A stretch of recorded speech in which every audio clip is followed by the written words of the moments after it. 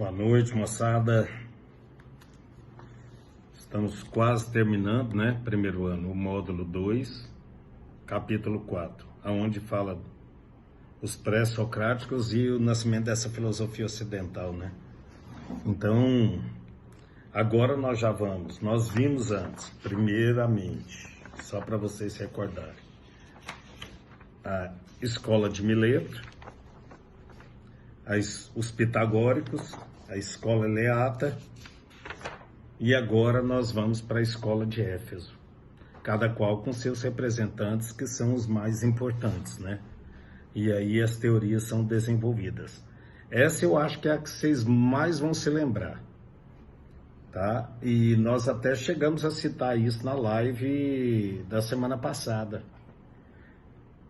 porque nós estudamos sobre Parmênides e agora nós vamos estudar sobre Heráclito. Então, Heráclito já é algo bem conhecido de vocês, principalmente porque vocês ainda citaram alguma coisa dessa natureza, né?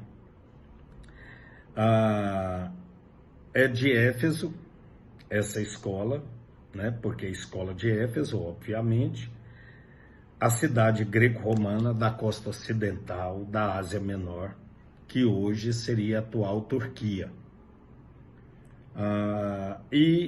Um dos principais filósofos dessa escola, então, Heráclito. E ele também, é uma coisa que eu ainda não tinha colocado para vocês, que a apostila de vocês na página 14, ela fala que ele também é conhecido, caso caia alguma questão dessa natureza, ele é conhecido como o obscuro. Justamente porque ele tinha um estilo bem enigmático, devido à sua escrita. E aí, então, observado em sua única obra, que é sobre a natureza. E quem atribuiu isso aí foi Diógenes, tá? Heráclito, então, viveu entre os séculos 6 e 5 a.C. Normalmente, quase não se acha datação correta de nascimento e morte de um deles. E mais uma vez, cada um deles foram poucas coisas que foram deixadas, que foram encontradas de tudo que foi estudado por eles, tá? Essas teorias desenvolvidas por ele. Heráclito, então, ele pertencia a uma aristocracia da cidade e ele também estava, obviamente, devido a pertencer a uma aristocracia, a reger a polis. Mas ele acaba renunciando a essa total possibilidade de querer reger a polis. Para o quê? Para dedicar, então, à filosofia. Ele não era de muitas pessoas, ele não gostava de multidão, e o povo falava que ele era muito melancólico, né? As coisas que se tem deles. E ele então vai o quê? Ele vai defender a ideia de movimento das coisas. Porque ele vai falar que tudo flui, que tudo muda constantemente, que nada permanece idêntico a si mesmo. E aí que ele fala que ninguém podia banhar-se 2 vezes no mesmo rio. Porque as águas do rio jamais seriam as mesmas, ou seja, a realidade seria fundamentalmente uma transformação constante. E aí então ele pega um elemento, já que todos eles estão em busca da formação do cosmos, de do universo, e eles estão atrás dessa arqué, ele então pega para determinar isso o fogo. Ele vai falar porque o fogo seria o menos consistente de todos os elementos e o que mais se facilmente transformava. Então era o que ele acreditava e o que ele defendia.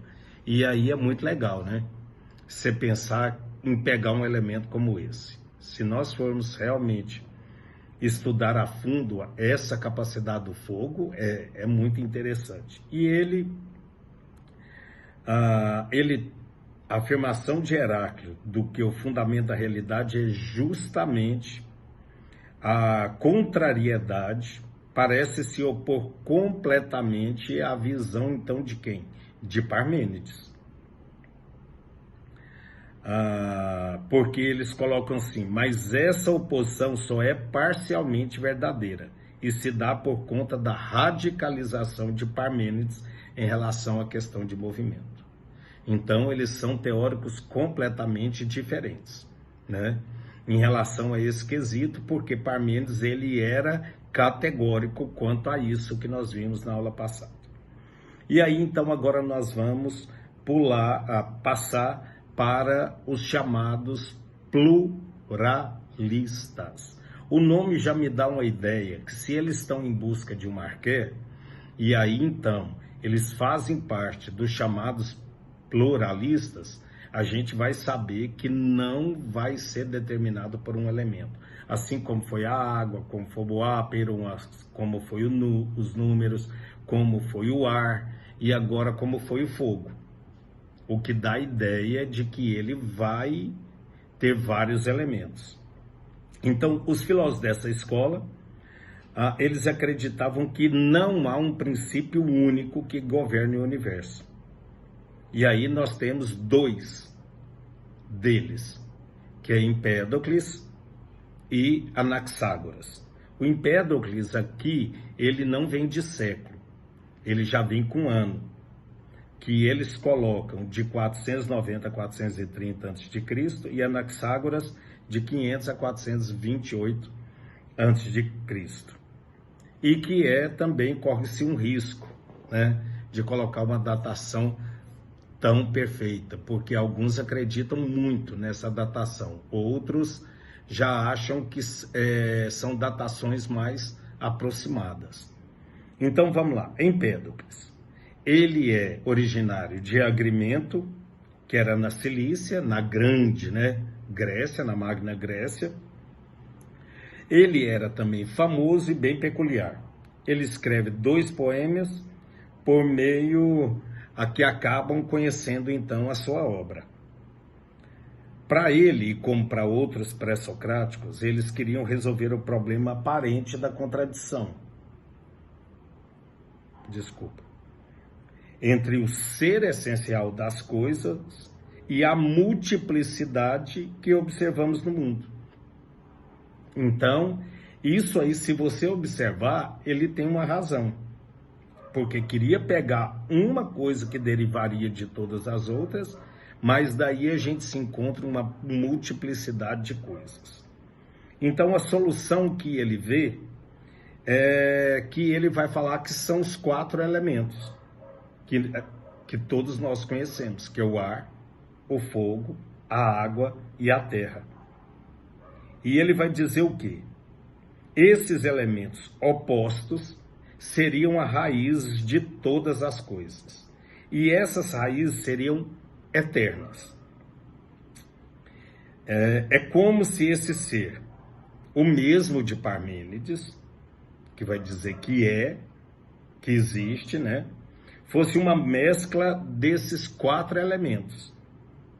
Os corpos mudariam de acordo com a agregação e a desagregação. Tá? E aí ele vai explicar de uma maneira tranquila agora como que dá essa agregação desses 4 elementos e a desagregação. Agregando-se forma algo, desagregando forma-se outro. Ok? Então, ele vai falar assim, para explicar a causa da agregação e desagregação, isto é, o que causa o movimento, Empédocles, e ele vai usar então como referência e como princípio o amor e o ódio. Eu nem precisaria de muita coisa mais, porque automaticamente o amor uniria e o ódio afastaria. Unindo-se forma algo, separando-se forma outras coisas. Então ele põe assim, dessa relação de forças entre amor e ódio, surgem todos os elementos. Há assim a esfera mesclada. Depois, o ódio dá início à separação. O domínio do ódio manifesta-se quando tudo está separado. retorna então o amor e as coisas voltam a se unir. E aí então nós temos outro pluralista, que no caso é Anaxágora. Ele é originário da cidade de Clamósena, na Ásia Menor, e ele também ele acaba se renunciando à vida pública para dedicar à filosofia. Para Anaxágora, os elementos essenciais de todas as coisas não são elementos específicos dessa, mas elementos infinitos, pois há de tudo há de tudo um pouco em todas as coisas. E aí Anaxágora chama esses elementos de homeomerias. Literalmente, partes homogêneas, partículas muitíssimo pequenas, das quais as coisas são feitas. Não vamos confundir aqui com os próximos que virão, que são os atomistas, tá? Então ele vai falar, partículas muito pequenas das quais são feitas. Explica que na menor parte de cada uma das coisas do mundo existem partes pequenas de todas as demais coisas. A formação dessas coisas se dá por meio da separação e da união dessas coisas, que são as homeomerias. As coisas são diferentes porque se agrupam de diversas formas. Que então ele dá o quê? E isso ele vai falar que o que causa isso é o movimento, que para ele é o nous, uma matéria mais sutil que as demais, mas que não chega a ser espiritual. A noção de espírito para esses filósofos pré-socráticos ainda eles não têm essa noção, tá? Por isso que não é isso. Cabe, portanto, considerar que o significado de nous para Anaxágora é diferente que Parmênides atribui o termo. O nous separado da matéria, no limite dela contudo, uma inteligência impessoal que, no entanto, ordena os movimentos cósmicos. Então é muito bacana ver que a preocupação desses homens. E o interessante é que a maioria deles, eles largam tudo para se dedicarem a completamente o estudo para tentar chegar a hoje o que nós temos, né? Esses homens foram assim os primeiros a dar um grande passo a essa questão científica, né? Um abraço, gente.